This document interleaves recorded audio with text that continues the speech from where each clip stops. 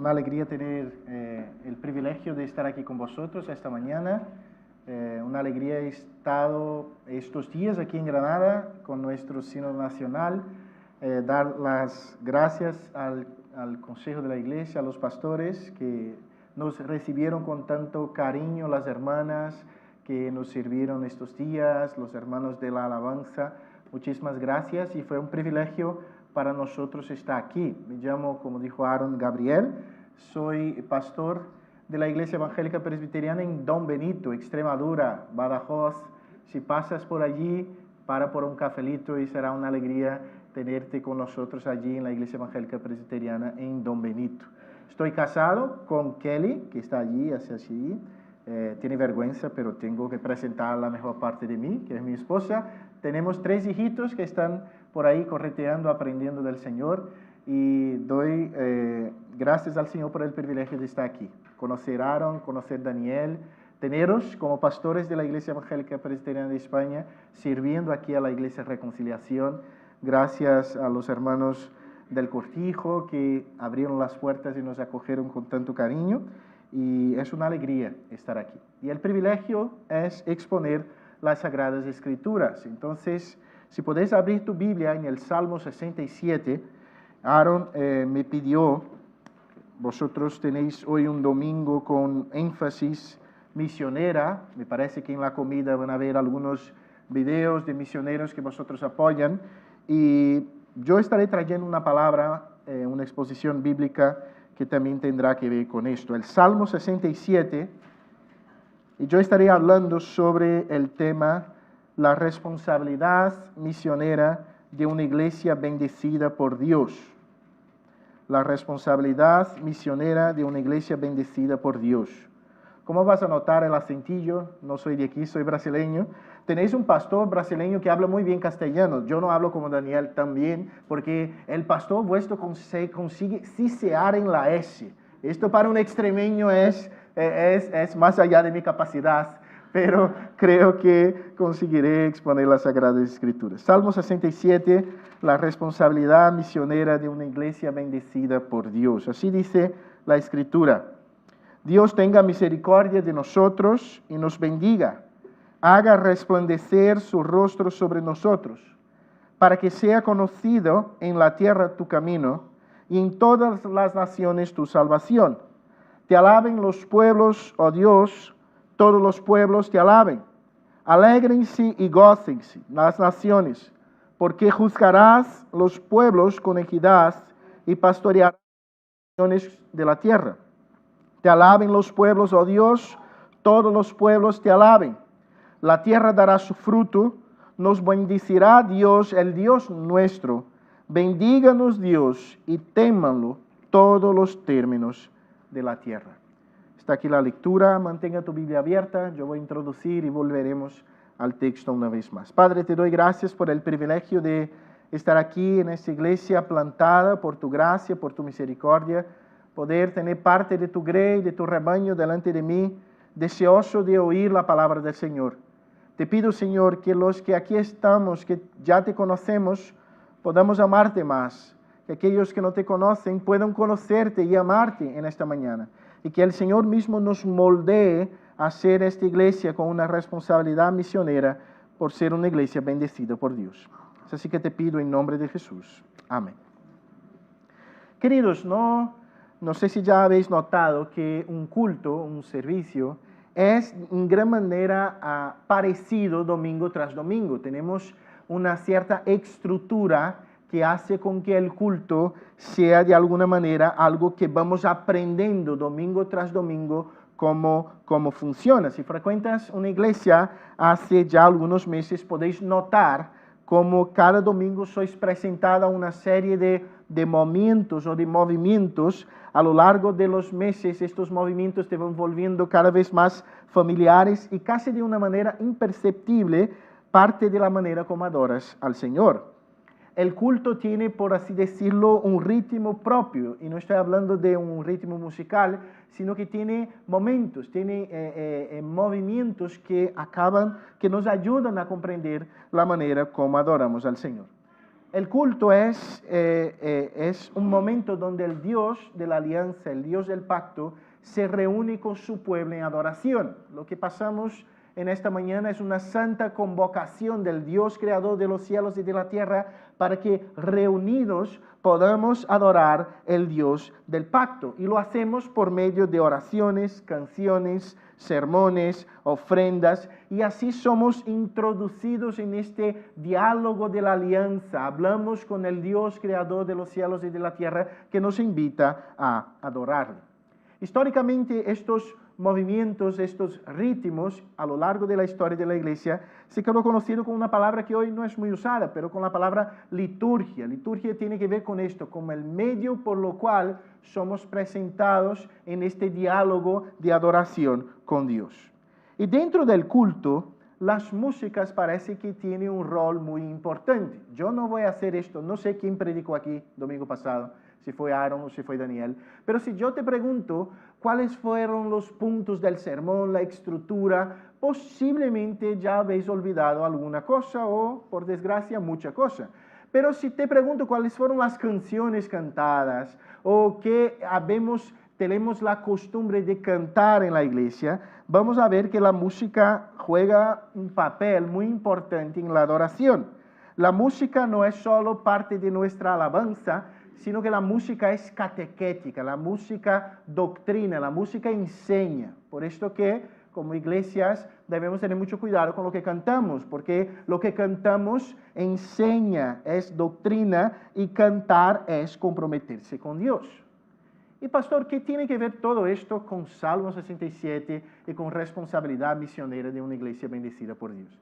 Es porque los salmos, el Salterio, el libro del Salmo, era básicamente esta reunión de poesías y canciones que el pueblo de Dios cantaba en el contexto del culto en el Antiguo Testamento. O sea, los salmos hacían parte de la liturgia de Israel cuando se reunía para adorar a Dios. Los salmos eran las canciones cantadas por Jesús, las oraciones hechas por Jesús, la poesía declamada por Jesús. El salterio era, en gran manera, el instrumento cultico del pueblo de Dios en el Antiguo Testamento. Por medio de los salmos, el pueblo de Dios expresaba su adoración, su dolor, sus temores, sus alegrías. Es por eso que tenemos tantos tipos de salmos distintos, ¿no? Tenemos salmos de penitencia, de adoración, de realeza, hasta mismos salmos imprecatorios, donde el salmista ora por el juicio de Dios sobre alguna causa o alguna situación. En resumen, los salmos eran las oraciones y canciones que acompañaban al pueblo de Dios en su ejercicio de adoración en el Antiguo Testamento. Pero los salmos también tenían esta función catequética, esta función pedagógica y de enseñanza. ¿Por qué?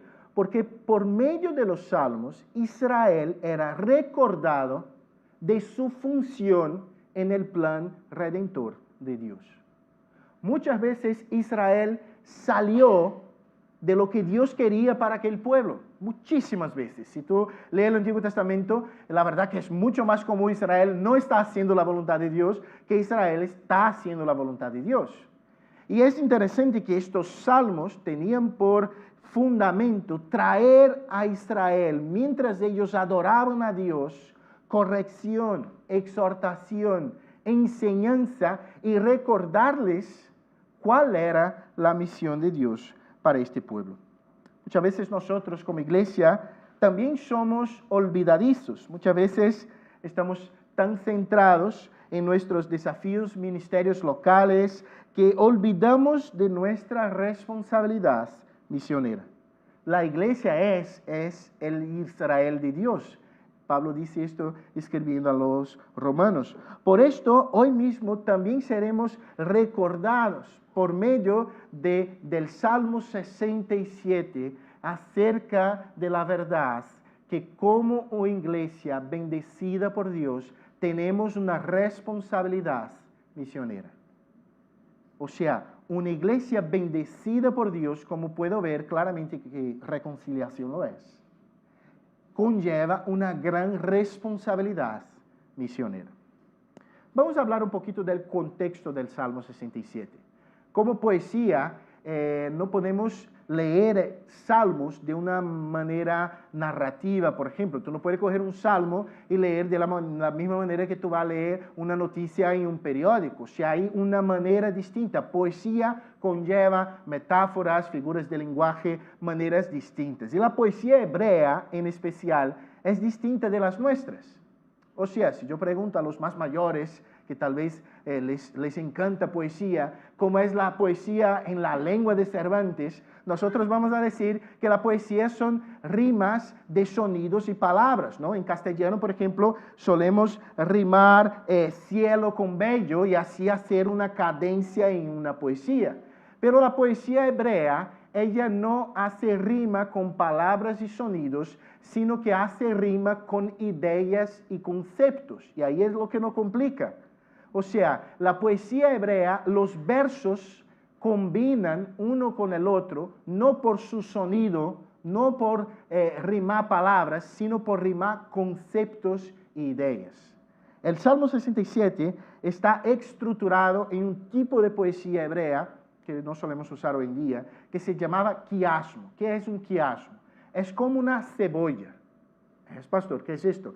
Cada capa tiene su correspondencia, o sea, el primer versículo tiene su correspondiente en el último.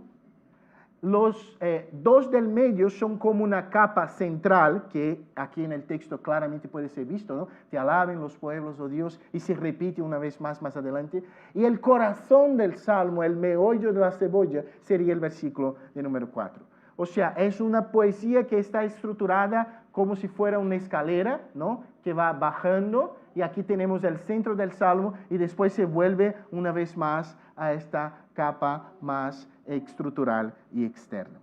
Y a la luz de esta verdad, me gustaría compartir con vosotros 3 aspectos que este Salmo nos enseña acerca del hecho de que si somos bendecidos por Dios, tenemos una responsabilidad misionera. La primera verdad es que somos bendecidos por Dios para que sea conocido en todas las naciones su camino. Volvamos al texto, al primer versículo. Dios tenga misericordia de nosotros y nos bendiga. Haga resplandecer su rostro sobre nosotros, para que sea conocido en la tierra tu camino y en todas las naciones su salvación. ¿Qué significa bendición? Es curioso que este es un término muy común en el lenguaje evangélico, pero si nosotros hacemos aquí una encuesta y pedimos para cada uno definir bendición, vamos a tener muchísimas definiciones distintas. Y yo creo que por desgracia vivimos tiempos donde el concepto de bendición, a causa de la falsa enseñanza de la teología de la prosperidad, fue vaciada de su sentido bíblico. Para gran parte del movimiento evangélico, ser bendecido es tener un buen empleo, tener un buen coche, tener una buena casa. Esto es ser bendecido por Dios. O sea, el movimiento de la falsa teología de la prosperidad resumió bendición con bendición material y ya está. Pero en la Escritura, bendición es algo que va mucho más allá de esto. Y creo que el salmista empieza el texto hablando de esta bendición, no del falso evangelio de la prosperidad, sino que ella verdadera, anclada y fundamentada en las Escrituras. El salmista dice, Dios tenga misericordia de nosotros y nos bendiga. La primera cosa que aprendemos aquí es que la bendición de Dios no es conquistada, no es merecida, no es algo que nos esforzamos y merecemos porque somos buena gente, porque somos los mejores. La bendición de Dios es fruto del simple hecho de que el Señor soberano de toda la creación decidió tener misericordia de nosotros. No somos merecedores de tener una buena iglesia, no somos merecedores de tener muchísimas bendiciones que Dios en su gracia derrama sobre nosotros todos los días. Dios tenga misericordia de nosotros y nos bendiga. Mi hermano, no use la espiritualidad tuya, o sea, el venir a la iglesia, orar, ayunar, servir, como un medio por lo cual Dios tenga el compromiso de bendecirte. Esto no es bíblico. La bendición es fruto de la misericordia de Dios. Dios tenga misericordia de nosotros y nos bendiga. Pero es curioso que el Salmo explica mejor lo que es bendición, por medio de la frase, haga resplandecer su rostro sobre nosotros. Hasta el día de hoy, volver la faz, el rostro, es una señal de rechazo, ¿no? Si tú estás hablando con alguien y alguien hace así, esto es una señal de rechazo. En la mente hebrea también lo es, pero a la vez en la cabeza, en la mentalidad semítica, mirar con cariño y detenidamente a una persona es señal de aceptación. Tanto que en la bendición de Aarón tenemos esta misma frase, ¿no? Haga resplandecer su rostro sobre nosotros y nos dé la paz. Entonces, queridos hermanos, lo que el salmista tiene en mente aquí no es una riqueza material, no es salud física. Lo que el salmista tiene en mente es que la bendición de Dios tiene que ver con el hecho de ser aceptados por Dios, de que Dios nos mire con amor, con gracia, con misericordia, con cariño. Nosotros que por naturaleza somos enemigos de Dios, hijos de la ira, inmerecedores de cualquier cosa. Pero Dios, en su gracia, en su soberanía, decidió mirarnos con amor. ¿Por qué? No lo sé. Seguramente no porque yo sea buena gente, pero porque Él tuvo misericordia de mí. Hizo resplandecer su rostro sobre mí. Dios tuvo misericordia. Un teólogo estadounidense llamado R.C. Sproul dijo, ser bendecido por Dios no significa necesariamente prosperidad terrenal, sino ser objeto de su favor eterno. La bendición suprema es ser aceptado como hijo y heredar todas las riquezas de Cristo. Puede que tú estés pasando una mala racha. Puede que tu situación sea muy compleja. Puede que tú tengas problemas familiares. Puede que tú tengas crisis financieras. Puede que tú tengas graves problemas de enfermedad. Pero si tú tienes a Cristo y Dios, el Dios de los cielos, te mira por la faz de su Hijo, yo puedo decirte que tú puedes tener la peor de las enfermedades, la crisis financiera más grande, y tú puedes mirarte al espejo y decir, yo soy bendecido por Dios. Amén.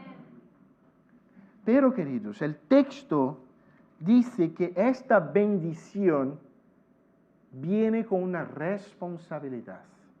Imagina Israel cantando en el culto, ¿no? Dios tenga misericordia de nosotros y nos bendiga, haga resplandecer su rostro sobre nosotros. Y ahí viene el versículo 2.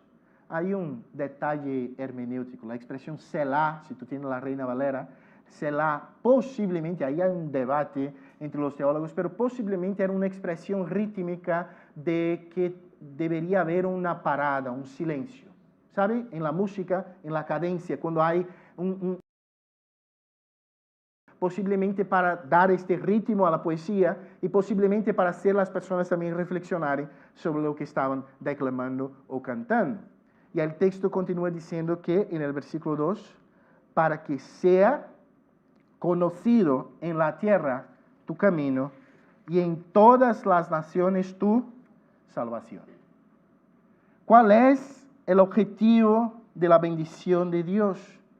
Vivimos tiempos donde estamos tentados a tener una percepción muy egoísta de la bendición de Dios.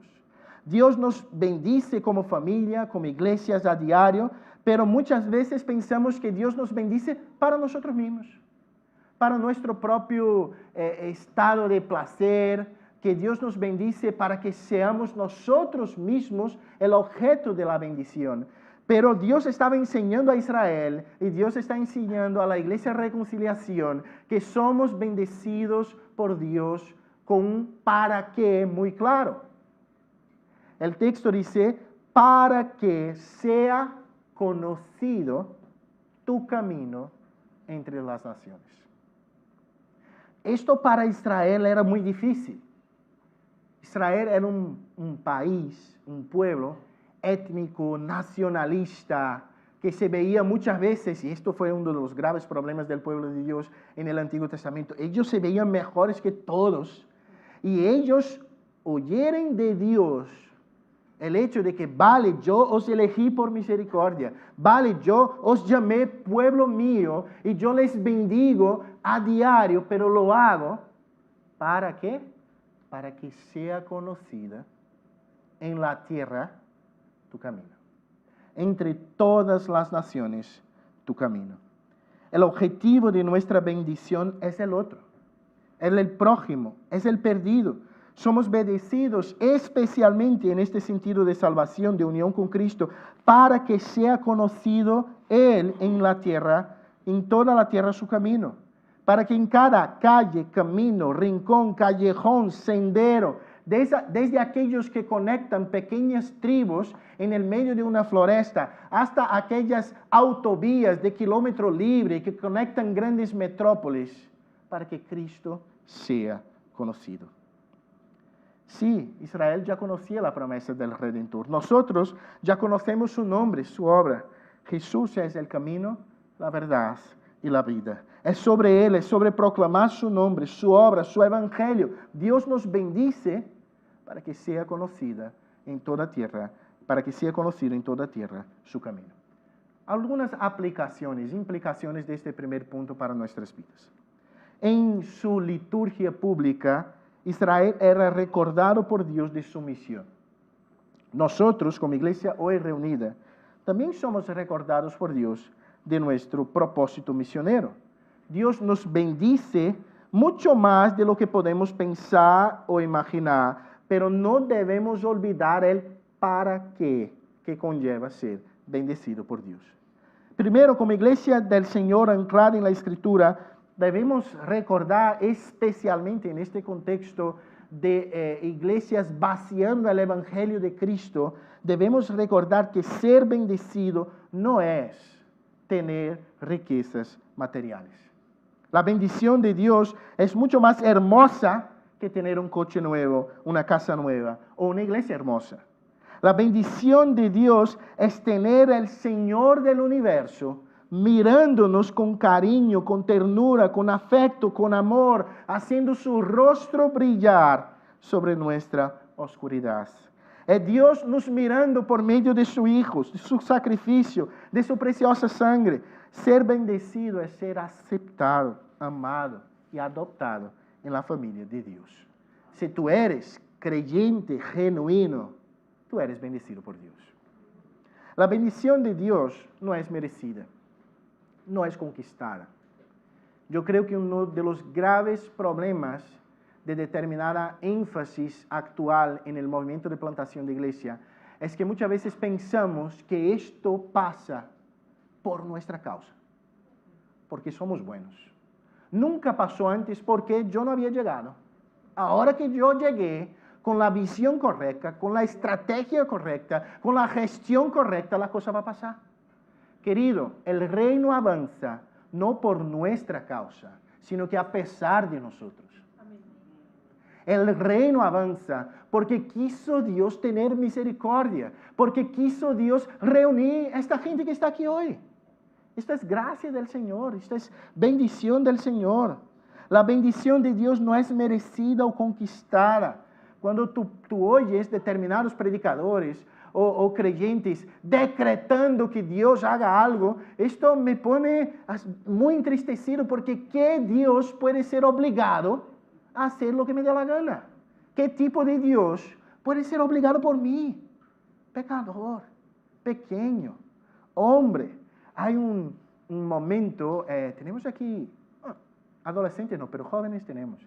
Hay un momento en las crónicas de Narnia que uno de los chicos, de los hermanos, tiene miedo del león, de Aslan, y se pregunta, ¿pero él es peligroso? Y ahí uno de los otros personajes dice, seguramente lo es. ¿Por qué? Y ahí él dice así, porque Aslan no puede ser domesticado. Nuestro Dios no puede ser domesticado. Nuestro Dios no puede ser encadenado. Nuestro Dios no puede ser obligado. Nuestro Dios hace lo que Él quiere, con quien quiere, para su propia gloria. Dios es libre para bendecir. Dios está bendiciendo tu vida, tu familia, tu iglesia. Creo que sí, y si somos sinceros podemos afirmarlo. La bendición viene de manos dadas con para qué. Ella no es un fin en sí mismo. No es tan solo para ti, para tu comunidad, para tu familia, ni mismo solo para tu iglesia. Dios está preguntándote en esta mañana, ¿cómo tú estás usando la bendición que Él está dándote a ti como familia para que sea conocida en la tierra sus caminos?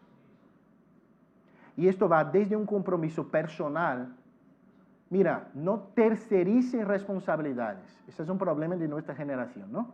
Como padres, tercerizamos la educación de nuestros hijos ¿a quién? A los profes del cole. Ellos que eduquen a mi hijo. Y hacemos muchas veces esto con la iglesia. Esto de responsabilidad misionera, que resuelvan los pastores. El consejo, sí, yo creo que ellos también tienen su tarea en esto. Pero yo, personalmente, mi familia, personalmente, tiene que estar involucrada en hacer conocido en la tierra sus caminos. Ese es el objetivo de la bendición que Dios está dándote a ti como familia y como iglesia en estos días. La segunda verdad que aprendemos aquí es que somos bendecidos por Dios, para que todas las naciones puedan glorificarle. Ahora mira la parte más, el corazón de la cebolla, ¿no? Como hacía la ilusión. Versículo 3. Te alaben los pueblos, oh Dios, todos los pueblos te alaben. Alégrense y gócense las naciones, porque juzgarás los pueblos con equidad y pastorearás las naciones en la tierra. Te alaben los pueblos, oh Dios, todos los pueblos te alaben. Alabar, sin duda, es otro término muy común en el seno de las iglesias evangélicas. Solemos hablar mucho de alabar, alabanza. Son términos comunes en el lenguaje evangélico. Pero este término también fue poco a poco vaciado de su sentido. ¿Por qué? Porque es muy común hoy en día un evangélico en general pensar en alabar como un sinónimo de música, ¿no? Hoy en día, alabanza tiene que ver con música. En Israel, alabanza tenía que ver con música, pero no solo con música. Alabar es algo que iba mucho más allá. Es claro que la música, el canto congregacional, las alabanzas están incluidas en el concepto bíblico de alabar. No obstante, alabar es mucho más que esto. ¿Qué significaría alabar? Podríamos definir alabar como reconocer, proclamar y deleitarse en los atributos de Dios, su obra y su gloria, atribuyéndole a Él todo el honor. No es añadirle algo a Dios, pues Dios ya es perfecto, sino confesar y magnificar lo que Él ya es y hace. Alabar es reconocer y ofrecer a Dios gratitud por lo que Él es y por lo que Él hace. Y podemos hacer esto por medio de la música, pero podemos hacer esto por medio de un montón de otras cosas. Y debemos hacer esto por medio de un montón de otras cosas. Es por esto que Juan Calvino en sus institutos dice así: la verdadera alabanza no consiste en mero sonido de los labios, sino ofrecerle el corazón, obedecer su palabra y vivir en gratitud. Así se muestra que toda nuestra vida debe ser un sacrificio de alabanza a Dios. Con esta en mente podemos volver al Salmo 67. El Salmo dice: todos los pueblos, oh Dios, te alaben. Todos los pueblos te alaben. Y aquí es la consecuencia lógica. Cuando Israel comprendiese que era bendecido para que fuese conocido entre todas las naciones el camino, ¿qué pasaría? Pasaría el hecho de que no solo más Israel alabaría, sino que pueblos de toda tribu, pueblo, lengua y nación podrían alabar al mismo Dios de Israel. El objetivo misionero de Israel, hay un teólogo que decía que Israel era como un escaparate de la gloria de Dios entre las naciones. ¿Qué es un escaparate? Tú estás pasando ahí en el centro comercial y tiene una tienda. Y el escaparate, ¿cuál es la función del escaparate? Los varones pueden que no sepan, pero las mujeres seguramente lo saben. Que tú entres en la tienda, ¿sí o no? Tú ves el vestido genial y tú dices a tu marido, cariño, Cari, solo un minutito, va a ser media hora, pero tú dices solo un minutito. Y Cari se sienta en el sofá que está delante de la tienda, que tiene otros maridos juntos de él, empieza a mirar el móvil y tú entras en la tienda. Israel era el escaparate de la gloria de Dios a las naciones. Muchas veces no lo fue, pero debería serlo. La iglesia debe ser el escaparate de la gloria de Dios en este pueblo y entre todos los pueblos. Pero cuando vivimos solo para nosotros mismos, somos como aquellos escaparates que están siendo reformados, que se pone que, aquí en España es muy común, ¿no? Se tapa todo para que no se vea lo que está haciendo dentro. Muchas veces la iglesia es así. Queremos vivir para nosotros mismos. Pero el salmista dice, te alaben los pueblos, oh Dios, todos los pueblos te alaben. Y ahí él hace un puente entre alabanza y alegría. Él dice así, alégrense y gócense las naciones. Alégrense y gócense las naciones. No solemos hacer esta relación entre adoración y alegría. No es algo muy común en nuestro pensamiento. Pero en la Escritura, la verdadera adoración genera genuino gozo. Lo que la Escritura está diciendo es que no existe verdadera alegría, no existe verdadero gozo en un corazón que no glorifica al Dios que le hizo para su gloria.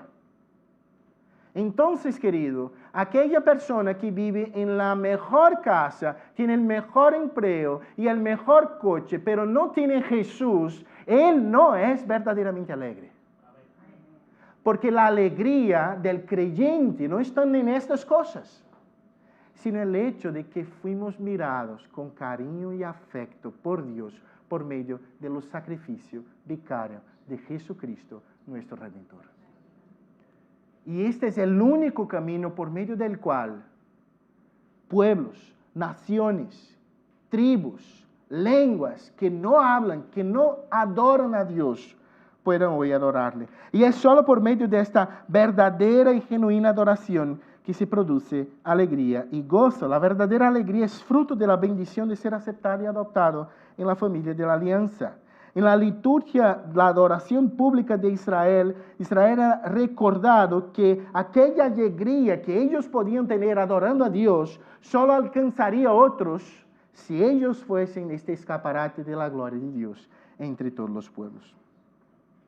La estructura del quiasmo, ahí llega el corazón, ¿no? Porque el texto dice que esta alegría sería fruto de ¿qué? Porque juzgarás los pueblos con equidad y pastorearás las naciones en la tierra. La verdadera alegría es fruto de tener Dios por medio de Cristo como el gran rey de nuestras vidas. Porque la idea de juicio y pastoreo era un tipo de lenguaje semítica de un rey perfecto que juzgaría con equidad, no como se juzga hoy día, muchas veces basado en leyes inmorales, impropias, injustas, pero un Dios que juzga con equidad y un rey que pastorea. A mí me encanta esta frase, pastorearás las naciones en la tierra.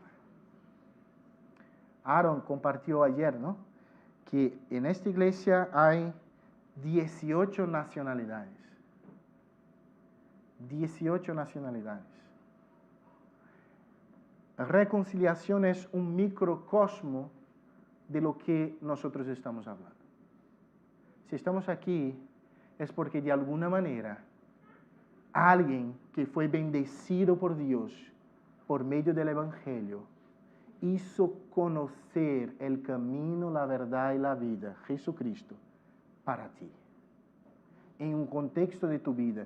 Puede que posiblemente en otro país, tal vez en otro idioma, para que hoy tú pudieras estar reunido en Granada, en España, un lugar simbólico en todo lo que fue la historia de España, adorando al único Dios vivo y verdadero.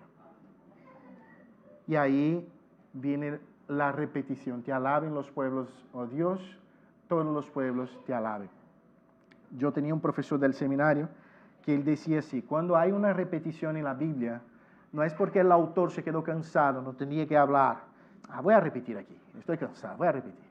No, ¿quién tiene hijos pequeños? Yo tengo uno que está llorando ahí. Yo tengo hijos pequeños. ¿Y cómo se enseña a un hijo pequeño? Repitiendo 1.000.000 de veces la misma cosa. Yo no voy a preguntar, pero si yo preguntara a los pastores cómo se enseña una iglesia, ellos iban a decir algo muy semejante, repitiendo la misma cosa 1.000.000 de veces.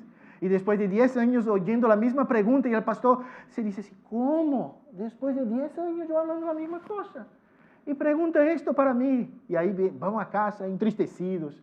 Pero la repetición es esencial.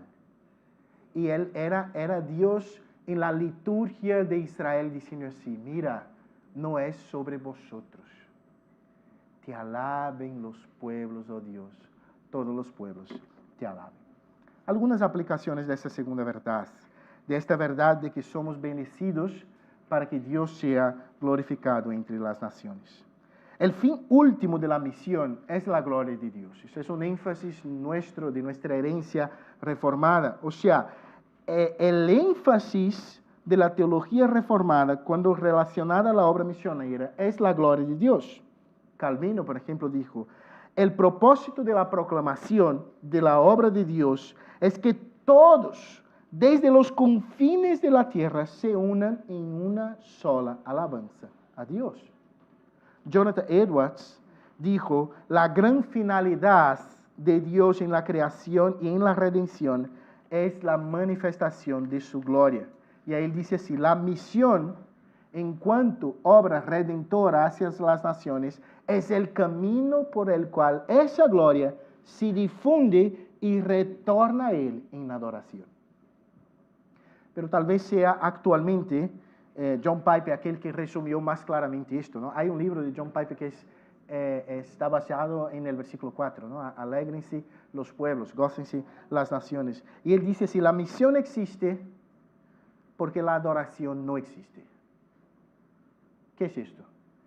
Dios nos envía porque allí, en aquel rincón olvidado del mundo, Dios quiere ser adorado. Dios quiere ser glorificado. Hay idiomas donde Jesús no es nombrado. Hay tribus donde Él no es recordado. Hay países donde su nombre es prohibido. Pero la misión existe porque la adoración no existe allí. Y Dios quiere ser adorado. Dios anhela ser adorado. Dios es digno de adoración. Él es merecedor de toda adoración. Fuimos creados para adorarle. No obstante, el pecado nos hizo rebeldes. Cambiamos la gloria de Dios por las cosas corruptibles de este mundo. Solo cuando somos restaurados por Cristo, reconciliados con Dios, es que podemos disfrutar y adorar y dar gloria a Dios. Siendo así, la misión existe exactamente para que Dios sea adorado, alabado, glorificado en cada tribu, pueblo, lengua y nación, entre todos los pueblos. Es por eso que estamos aquí. Es por eso que Dios está bendiciendo reconciliación en el siglo XXI. Es por eso que Dios está bendiciendo tu familia, tu trabajo, para que otros puedan glorificarle. Cuidado, voy a dar una aplicación tal vez más directa aquí. Muchas veces en este mundo de migraciones, uno sale de su país y va a otro, ¿para qué?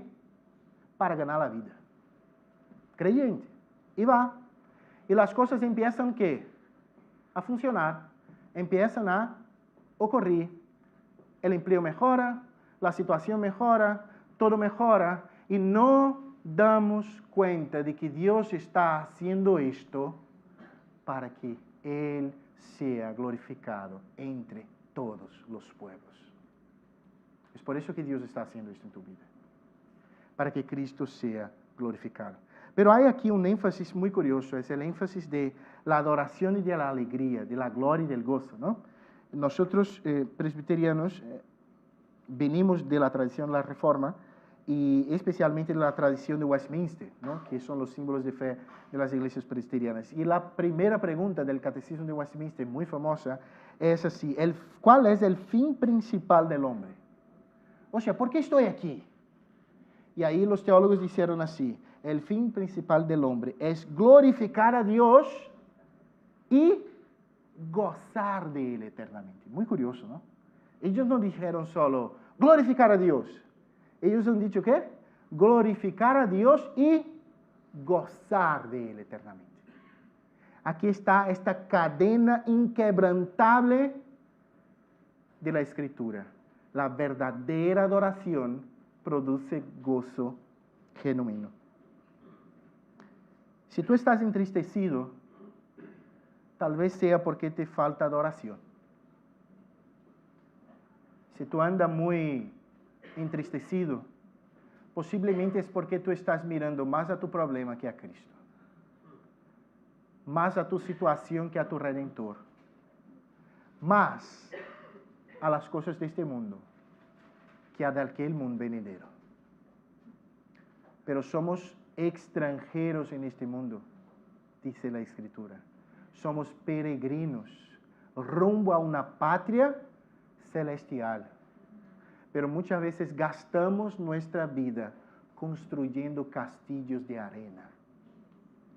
Que la enfermedad viene y lleva todo. Que la crisis viene y lleva todo. Que el COVID viene y para todo y se pierde todo. Pero cuando anclamos nuestra alegría en la eternidad, pasan las crisis, las pandemias, las enfermedades, todo el caos que este mundo puede producir. Pero soy feliz con Jesús, mi Señor. Amén. No ponga tu alegría en las cosas de este mundo, porque las cosas de este mundo son efímeras, pasan, pero el gozo del creyente es eterno. Pero mis hermanos, Dios está bendiciéndote para que otros puedan alegrarse. Puede que tú mire a tu compi de la universidad y piense, este tío es feliz. Y yo te digo, si él no tiene a Cristo, él no es feliz. Tal vez tú mire a tus vecinos y piensen, son buena gente, tienen buena vida, tienen una buena familia, son felices. Sin Cristo no hay genuino gozo. Sin Cristo no hay genuina felicidad. Y cómo nosotros podemos decir que amamos vecinos, amigos, parientes, si no les damos la única fuente de verdadera alegría que tenemos, que es Jesús. La última verdad que aprendemos aquí, queridos. Ya hemos visto dos. Somos bendecidos por Dios para que sea conocido su camino entre las naciones. Somos bendecidos por Dios para que todas las naciones le glorifiquen. Pero ahora somos bendecidos por Dios, por último, para que todas las naciones puedan temerlo. Mira lo que dice al final del Salmo. La tierra dará su fruto. Nos bendecirá Dios, el Dios nuestro. Bendíganos Dios y témalo todos los términos de la tierra. La frase, la tierra dará su fruto, genera una cierta debate hermenéutico sobre si el texto estaría hablando de por así decirlo, una fructificación natural, o sea, frutos literales de la tierra, y en un contexto de una nación agrícola, si la tierra no da fruto, ¿qué pasa? Se acaba todo. Entonces, de hecho, podría haber este sentido. Otros teólogos ven los frutos como siendo ya esta alabanza de las naciones, o sea, como esta respuesta de adoración entre todos los pueblos, como siendo esta verdad que la tierra dará su fruto. Pero es curioso que, siendo cual sea la interpretación, Israel era animado a decir una vez más, nos bendecirá Dios. Pero es curioso que aquí ya queda alejado un poco el concepto de petición y aquí ya está cargado de un sentido de certeza. Es como si después de cantar en el culto, somos bendecidos, somos aceptados, Dios nos miró con gracia. Israel podía decir así, mira, nos bendecirá Dios. Dios te bendecirá. Puede que no con lo que tú quieras, pero Dios es un Dios bendecidor. Dios es un Dios que nos bendice. Y el texto dice, nos bendecirá Dios, y ahí hay un carácter comunitario, ¿no? El Dios nuestro. Vivimos en una sociedad muy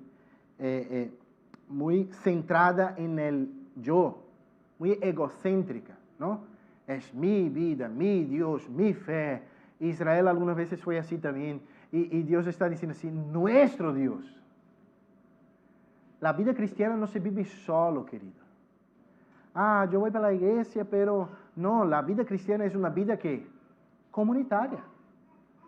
Dios no es solo mi Dios, Dios es nuestro Dios.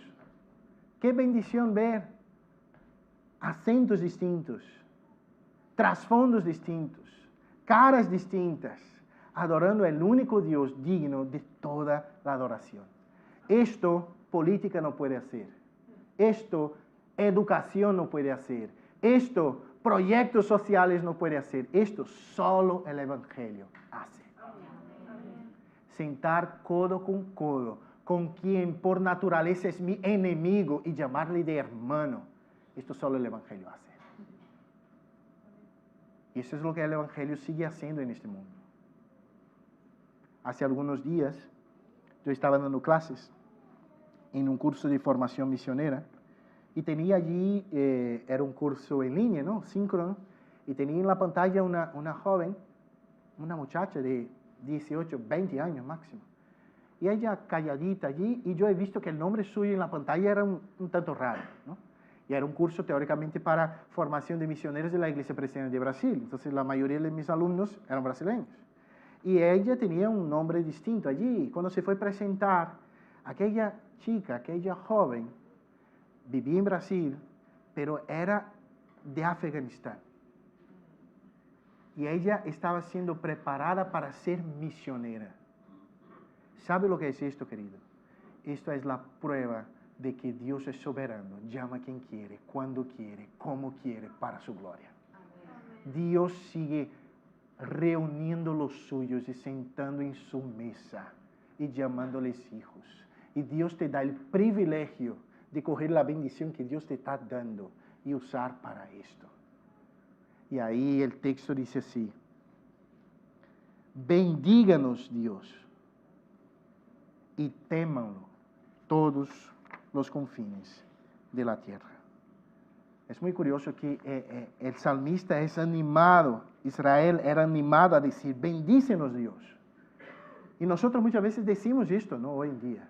Dios nos bendiga, Señor, bendice su iglesia. Pero olvidamos de la segunda parte de la frase.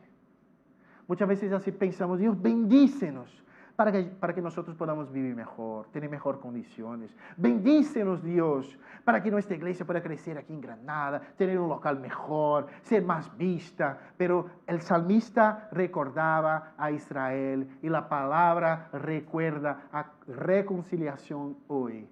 Así, bendícenos, Dios, y témanlo todos los confines de la tierra. Dios está bendiciendo esta iglesia. Dios está bendiciendo tu familia para que Dios sea temido al otro lado de la calle y hasta el último de la tierra, a la vez. ¿Pero qué es temor? Muchos piensan que temor es miedo. Pero la idea bíblica no es esto, por lo menos va mucho más allá de esto. El temor en la Escritura es una actitud reverente de respeto, asombro y obediencia hacia Dios. Asombro, a mí me encanta esta palabra. Hay un libro de Paul David Tripp que se llama Asombro. Nos falta asombro. Muchas veces estamos acostumbrados a venir a la iglesia. Ya sabemos lo que va a pasar. Va a tener una palabra de bienvenida. Ya he aprendido vuestra liturgia hoy. Palabra de bienvenida, alabanza 3. Sienta ofrenda, 1. Viene oraciones. Predica. Puede adivinar lo que viene después, no, Aaron ya me lo dice, ¿no? Una canción más, bendición, y hoy comida. Y nos acostumbramos, y vamos al ritmo, y vamos. Y olvidamos de lo que pasa aquí, es asombroso. Es el Dios que llama a las estrellas por su nombre. Es el Dios que creó todos los cielos y la tierra. El Dios que controla el universo. El Dios que un solo centímetro de todo el universo que no conocemos no se mueve por voluntad propia, sino por su propia voluntad. Este Dios está aquí y llama a su pueblo a adorarle. Y nosotros decidimos quedar en casa, tumbados en el sofá porque estamos cansados. Si fuera Don Felipe VI que te invitara a una cita, tú no quedabas en casa tumbado en el sofá. Tú te arreglabas, iba temprano, llegaba al Palacio de la Zarzuela allí todo guapito, y solo para sacar una foto, porque no va a tener mucho que hablar, no. Hola, ¿qué tal? Bien, así, majestad, y ya, de ahí va. Pero el Dios de los cielos te llama a adorarle. Porque tengo que estudiar para el examen de mañana. Porque tiene el almuerzo, la comida de la familia que tengo que hacer. Querido, nosotros somos llamados aquí para estar asombrados con Dios. Y siendo asombrados por Él, somos enviados a que otros teman a Él como nosotros le tememos. Las últimas aplicaciones. Dios es un Dios bendecidor. Cuando comprendemos la bendición divina como explicada en la Escritura y no como aquella de turbación maligna de la teología de la prosperidad, podemos afirmar sin dudar que somos bendecidos. Somos un pueblo bendecido por Dios. Todo esto, no obstante, tiene un santo propósito.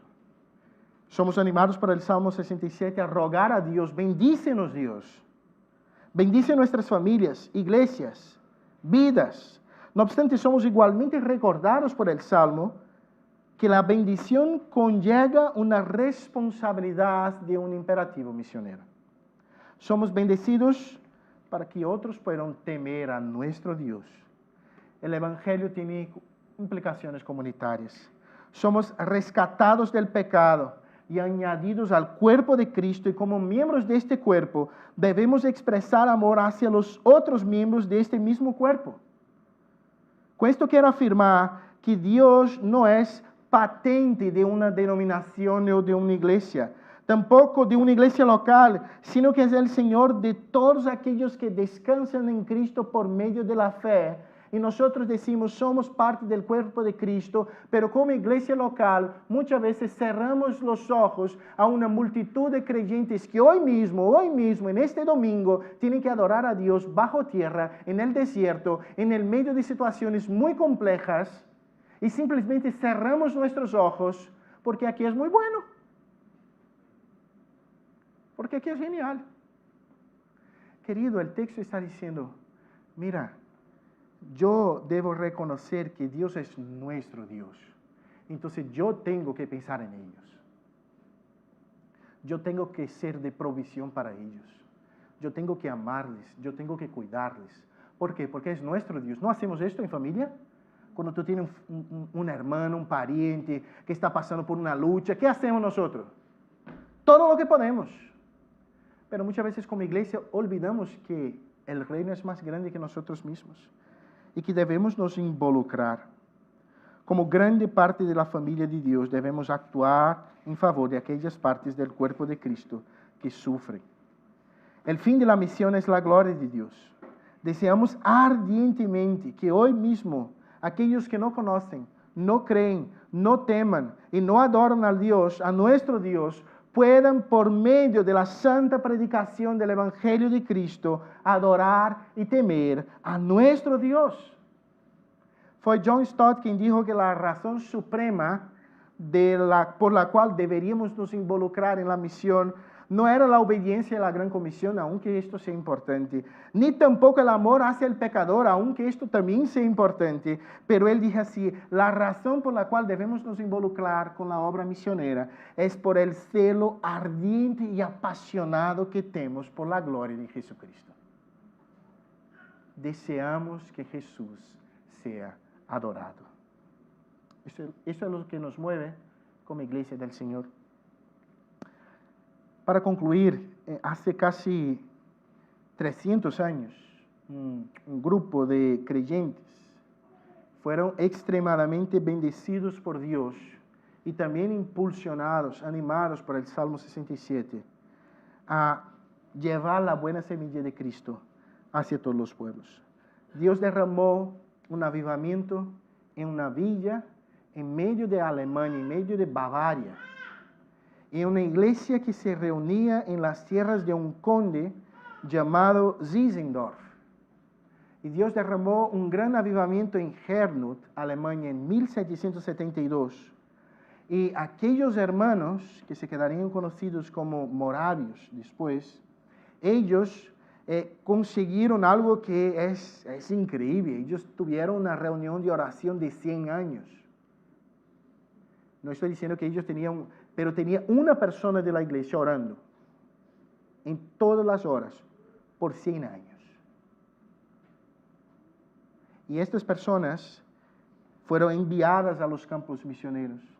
Y es curioso que los moravos también empezaron con algo que no era muy común, que era el ministerio laico, ¿no? Nosotros muchas veces pensamos, vale, yo soy pastor ordenado, Aarón es pastor ordenado, Daniel es pastor ordenado, pero hay esta idea del laico, de la persona no ordenada, sino enviada. Y ellos empezaron a enviar personas para Caribe, Groenlandia, América del Norte, entre los indígenas, África, Suriname, Lejano Oriente. Ellos llegaron a ser conocidos porque ellos llegaron a ser vendidos como esclavos. Ellos se ofrecían para ser vendidos como esclavos para ir a donde Cristo no era conocido. Y ellos tenían un lema, un mote, que se llamaba: nuestro Cordero ha vencido, sigámosle. Querido, Jesús venció y Él dijo que sígame. El Salmo 67 nos acuerda que si somos bendecidos por Dios, tenemos 3 responsabilidades. Somos bendecidos para que sea conocido en la tierra su camino. Somos bendecidos para que todos los pueblos puedan glorificarle. Y somos bendecidos para que todas las naciones puedan temer al Señor. Que tu familia y que vuestra iglesia, que es tan bendecida por Dios, puedan se involucrar en este movimiento de adoración. Padre, te doy gracias por tu palabra. Pido que tú puedas bendecir tu iglesia reunida aquí, dándoles gracia, ánimo y cada vez más conciencia misionera. En nombre de Jesús, bendíceles, Padre, con tu bendición celestial, para que pueblos que no te conocen puedan temerte, adorarte, y que tu camino sea conocido. Así que te doy gracias en nombre de Jesús. Amén. Y doy gracias porque vosotros también hacen esto con una de nuestras iglesias, allí en Los Santos de Maimona. Vosotros sois parceros de una pequeña iglesia en un pueblo de España, para que sea conocido su camino entre las naciones. Que Dios os bendiga, queridos.